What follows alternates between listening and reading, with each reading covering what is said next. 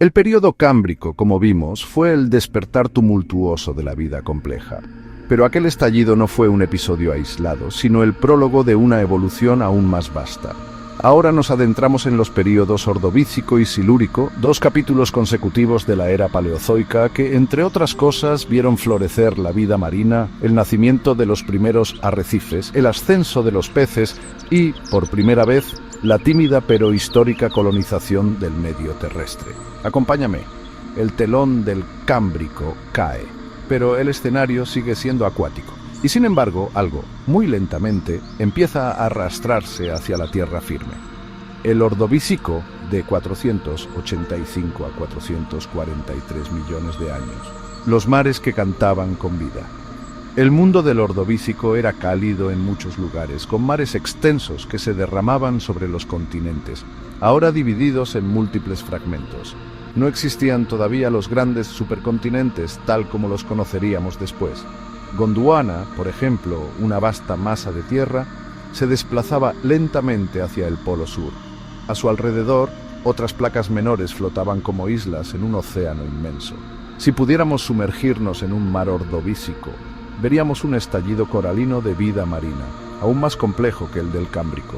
Es aquí donde muchos de los grupos animales que habían aparecido anteriormente comienzan a diversificarse con una exuberancia sin precedentes. Los trilóbites, aunque ya no dominaban en solitario, seguían arrastrándose por los fondos marinos mientras los braquiópodos, con sus conchas en forma de lámpara, se anclaban a las rocas. Aparecen por primera vez los corales tabulados que junto a esponjas y algas calcáreas comienzan a formar los primeros arrecifes verdaderos. Bastiones de biodiversidad donde los seres vivos convivían, se escondían y se cazaban entre sí. También es en este periodo cuando los peces sin mandíbulas, conocidos como agnatos, se vuelven más numerosos. Eran animales alargados, con cuerpos cubiertos de placas óseas, que nadaban lentamente filtrando partículas del agua. Su aspecto era humilde, pero en ellos germina el linaje de los vertebrados. Algunos de estos peces medían apenas unos centímetros, otros, como el Arandaspis, llegaban a los 20 o 30 centímetros. Todavía no eran cazadores veloces, pero eran, sin saberlo, los pioneros de la gran historia vertebrada. El oxígeno en la atmósfera comenzaba a aumentar de forma significativa. Y en el océano, esta oxigenación permitió la expansión de ecosistemas más dinámicos.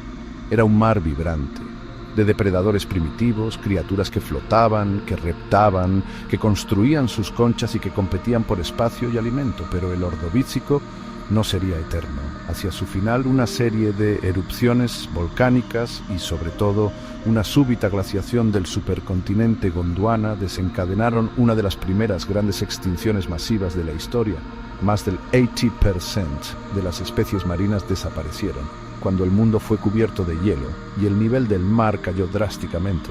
Fue un invierno geológico que puso fin a muchos linajes, pero también allanó el camino para otros. El Silúrico, de 443 a 419 millones de años. Las primeras huellas en la Tierra. El Silúrico comienza con un planeta en recuperación. El hielo se retira, los mares vuelven a subir, los climas se estabilizan. Es como si la Tierra respirara después de una larga fiebre. Los océanos se llenan otra vez de vida y lo hacen con una mayor sofisticación. Los corales se reorganizan, los peces continúan diversificándose y algo crucial ocurre. Aparecen los primeros peces con mandíbulas llamados ñatos tomados. Este cambio anatómico, el de tener una mandíbula móvil para morder y desgarrar, sería uno de los saltos más importantes en toda la evolución animal. Por primera vez, la vida puede devorar vida activamente, y esto dará origen a linajes enteros de depredadores veloces y sofisticados.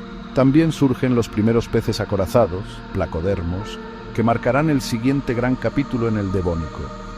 Pero no todo ocurre bajo el agua. En las orillas rocosas, húmedas, donde el mar lame la tierra, la vida da sus primeros pasos tímidos sobre suelo firme. Las algas verdes que flotaban cerca de la costa comienzan a adaptarse a vivir en tierra. De ellas derivan las primeras plantas terrestres no vasculares, similares a musgos que colonizan las zonas más húmedas del suelo. No tienen tallos rígidos ni raíces profundas, pero abren la puerta a la conquista del medio terrestre. Al mismo tiempo, los artrópodos, quizás descendientes de escorpiones marinos o miriápodos, comienzan a aventurarse fuera del agua. No son terrestres en sentido estricto, pero pueden sobrevivir brevemente en tierra, especialmente en ambientes pantanosos o costeros. Estas criaturas, aún primitivas, serán los antecesores de todos los insectos, arácnidos y crustáceos que dominarán el mundo más adelante.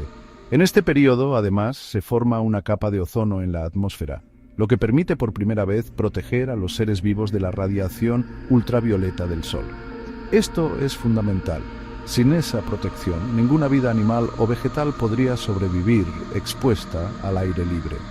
El cielo, entonces, se convierte no solo en una bóveda azul, sino en una barrera vital que hace posible el nacimiento de la ecología terrestre. El legado de estos mares. Cuando el Silúrico termina, hace unos 419 millones de años, el mundo se ha transformado nuevamente. Lo que comenzó en el Cámbrico como un festival submarino de formas alienígenas ha dado paso a ecosistemas más maduros, más complejos, más estructurados. Los peces ya no son raras criaturas torpes, sino formas veloces, con mandíbulas, escamas, aletas especializadas. Las plantas, aunque aún pequeñas, comienzan a tejer una alfombra verde sobre la tierra firme. Los artrópodos exploran, tantean, prueban el ambiente seco. Es un mundo en movimiento, en expansión. Todo lo que vendrá después, los bosques gigantes del Carbonífero, los primeros anfibios, los reptiles, los dinosaurios y finalmente nosotros, nace en la semilla de estos dos períodos. Son tiempos lejanos, silenciosos, cubiertos por océanos ya evaporados. Pero en esos mares primitivos, en esas primeras plantas que brotan del barro, en esos peces sin voz que se aventuran en la corriente, está contenida la promesa del futuro.